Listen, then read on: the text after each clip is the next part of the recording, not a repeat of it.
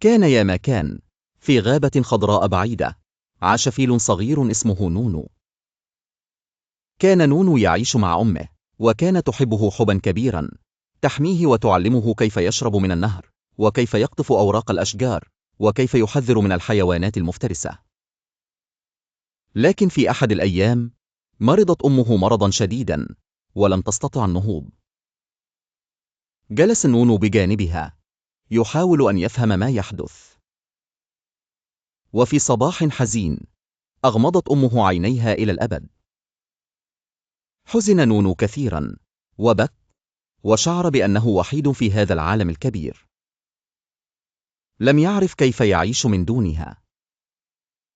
لكن حيوانات الغابة لم تتركه وحده. جاءت الزرافة وأعطته أوراقا طرية ليأكلها. وجاء القرد ليلعب معه ويضحكه. أما الفيل الكبير، عم نونو، فقد قرر أن يرعاه مثل ابنه. ومع مرور الأيام، بدأ نونو يتعلم كيف يكون قويا. تعلم أن الحياة فيها الحزن، لكن فيها الحب والأمل أيضا. وكلما اشتاق لأمه، كان ينظر إلى السماء، ويتذكر قصصها الجميلة وكلماتها الدافئة. كبر نونو، وأصبح فيلا قويا، يساعد صغار الغابة مثلما ساعده الآخرون، وأصبح رمزا للحنان والشجاعة.